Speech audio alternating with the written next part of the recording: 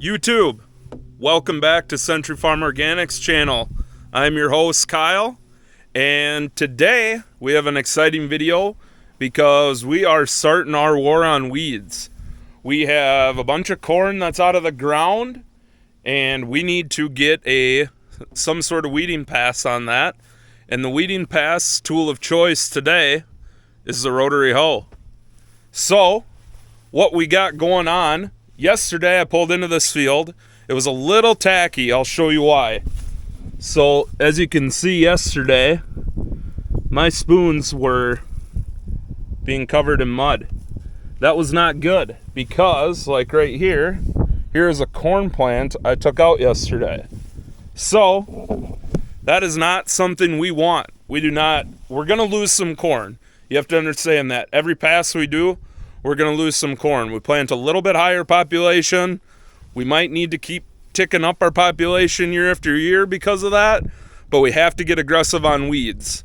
So that is one thing this rotary hoe does very well. It's very aggressive on weeds, a little aggressive, too aggressive on corn at times. You have to play the conditions properly. Yesterday the conditions weren't right. That's all I could tell. As you can see, I mean, a lot of my wheels were covered in mud. So that is not what I want. And ironically, as I was rotary hoeing, I pulled into the field, unfolded, I went down, started getting a warning to put the tractor in neutral. Like, okay, that can't be right. So I stopped, went into my diagnostics page, and it said steering, some sort of right steering fault. Well, this was that fault. A $70 part could make this whole tractor want to stop. So it wouldn't let me go above 4 miles an hour. And when we rotary hoe, we want to be going 10 miles an hour. That's when it's best on the weeds. And so it wasn't going to work at 4 miles an hour. The conditions weren't right. I'm hoping here this morning. So this is what we're going after. Right there, you see all those weeds, grass, hairs. We need to get mixing this dirt up and mixing it up fast, because this is the perfect time to bring those white hairs to the surface, because they will dry out. It's sunny, it's windy, it is not tacky under here anymore like it was yesterday. Yesterday I could take this dirt and I could just make a mud ball right below the surface. So as you can see, the corn's coming along nicely. I would have liked to have been in here a day or two ago if the conditions were right, but the conditions weren't right, so we're going to get this pass done right away this morning and keep on hoeing. But I got to get this part installed, so let's get to that. All right, so I am down here. I am kind of underneath the tractor. And so what we got going on is right there. You can see where that, hold on here. You can see where that plastic nut is. So I need to get that solenoid connected right there, tighten the nut up, and get the wire hooked back up. It's absolutely mind-boggling to me how little $70 electrical part can make this tractor just go funky, not want to drive, not want to do things. Electronics scare me because they want to fail, and every year these tractors get more and more electronics put on them. It's kind of a scary place we're going to, but it's kind of the way agriculture is going. There's very good things about the things that they're doing, but it's scary that in the timing of organics, when timing is everything, timing is crucial, that a little $70 part like that can make me not be able to drive my tractor. That I don't like, but off my electrical ranting, let's get that part put on and get to hoeing. All right, back in the tractor, got it started up. It's warming up. So there's my screen. I don't have a warning yet, so I'm hoping that part is what fixed it. It should be. We talked to our parts advisor or service advisor from the branch of C&B that we buy almost all of our equipment through now. He was pretty positive that was what's going on. So back on technology and stuff on this tractor, it's really cool. So like I'm having an issue yesterday. Well, CMB was able to log in and go through all my screens and diagnose the issue, see what codes it's giving me exactly, all that stuff, so there's no misinformation as I'm communicating what's going on to him. You know, if I miss a number in the code that it's telling me, things could get crazy. We could be on two totally different pages. And it's not that here in... So, one thing about our farm is we're out of Clarkfield, Minnesota. So that is southwest Minnesota. For you who don't know Minnesota all that well, a lot of you probably don't. We're kind of in the middle of no man's land, I would call it. I live in a town that's 25 miles south of here, so I don't live on the farm. I don't live probably near the farm. I commute to the farm every day, and that's one thing about this. We can't mess up our parts because, like this morning, I left my house at 7:10 because the store opens up at 7:30. I go 20 miles south to the store that gets our parts and got there at 7:30. Got back up to the town I live in. I had to grab some tires because Kevin and Sean are both trucking corn right now. That's another thing we got going on. They're trucking corn. Kevin blew a recap cap off one of his tires on his way home last night. So he's in the other truck that I was in yesterday. They're getting 2 loads of corn delivered this morning. So I had to stop and get tires. And then I wasn't up to the farm until 9 o'clock. So if I got the wrong part, it's already 9 o'clock. I already feel like I'm behind. And so if I have the wrong part, that just ruins my whole day. So long rambling. Yes, technology, it can fail. It's annoying to have a $70 part and you're not able to operate your tractor when timing's critical. Yes, yesterday wasn't the perfect conditions. It needed to wait till this morning anyway. But imagine had I waited till this morning, not found out I was going to have an issue, my whole day's ruined. We're behind. Yes, we have another rotary hoe, but we need both rotary hoes going today because we got a lot of ground to make up on our crops because we had rain. So Monday night, we got an inch of rain on the majority of our acres. Fast forward to, what was it? Wednesday night, a big cell was popping up to the west and to the north. It kind of blew up, came south, went right over the majority of our farm.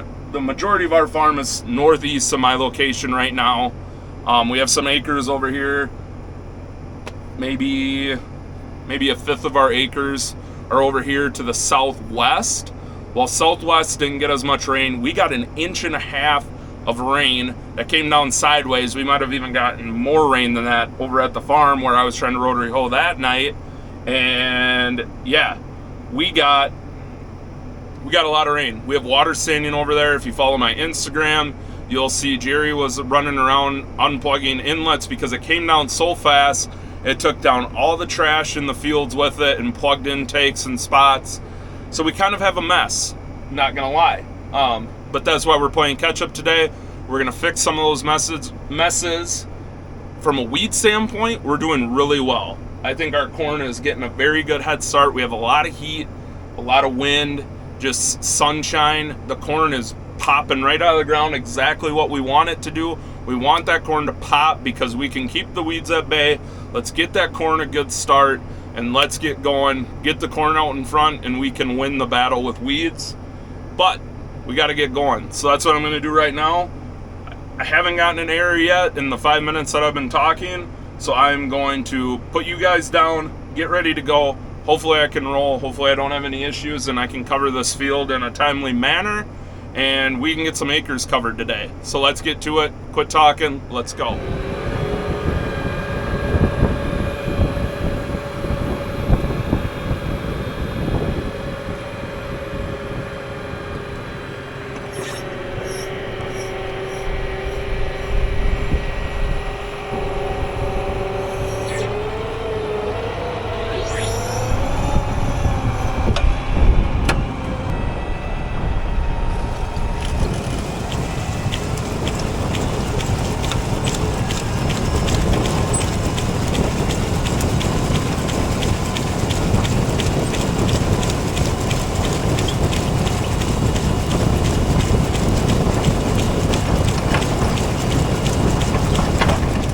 All right, I'm out of the tractor now.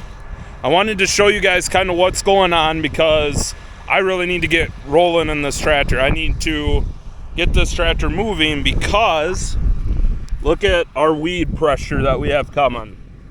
So all this that you see, these 2 leaves that are coming out of the ground, that is all foxtail. And foxtail is a grass weed. It is the weed that we battle the most. So right there, that's probably, that foxtail right there is probably only 2 days old. And it's insane. I can't get grass to grow in my yard at home. I can get grass to grow out here in the field without even trying, and it's extremely hard to get rid of.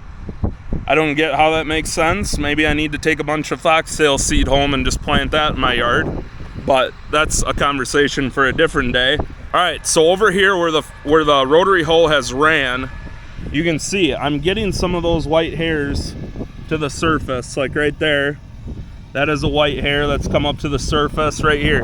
So look at that. Look at how easy it is for foxtail to grow. That's why it's important to get that stuff up to the surface. I think I'm gonna set my rotary hoe because I'm not doing, so like right here, yeah, I have that corn bent over, it's gonna crooked neck, but like this, that'll straighten out, this will be just fine, this will be just fine. I'm not tearing the corn out like I was yesterday. So I need to keep it going, and I'll show you guys the spoons. But you guys got to kind of see how the rotary hoe works. So basically I'm going 10 miles an hour, and I'm setting that's how aggressive. I could go faster to be more aggressive, or I can put more down pressure on the bar to get those spoons to dig in a little bit. So and that's one thing with the rotary hoe. If you have trash in your field, it'll catch it. It'll clean it right out. That's a good and a bad thing, because these things are notorious for losing bearings. And that's why, because trash will get in there and it'll just work its way through it throughout the day. But like right here, I need to be more aggressive on that because I'm not doing anything to that. But I am getting a lot of it. But I need to be more aggressive. So, all right, I keep saying I need to keep moving and keep that rotary hoe going, but there is something else for educational purposes for you guys that I wanted to show you. So in a couple of my recent videos, I talk a lot about field cultivating and flushes, getting flushes of weeds and how we field cultivate multiple times. Well, in this field, try to get you a good angle. So if you can kind of tell where the hill ridge line is, it was wet back here all the way around. So on our first pass field cultivating, we just stayed up on that hill to not try to make a mess and make a bunch of mud balls. Well, there's some consequences to that I'm already discovering. So look at our weed pressure back here. See how a bunch of that foxtail is already throwing out 3 leaves? That's not a good sign. That foxtail is already getting super well established. I'm getting some of it. I'm stirring up a lot of it. I don't know. We might have to rotary hoe this one again tomorrow, ironically. But so, sorry, I'm trying not to talk and show you away from the camera, but right here, look at all that weed pressure. So that's about where the field cultivator stopped, where the field cultivator couldn't get to. And I will show you right up here is where the field cultivator got to. Right here. Look at that.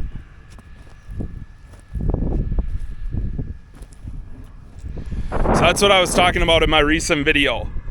That is why we field cultivate a bunch of times, and why timing of getting that field cultivator out here on certain flushes is so crucial.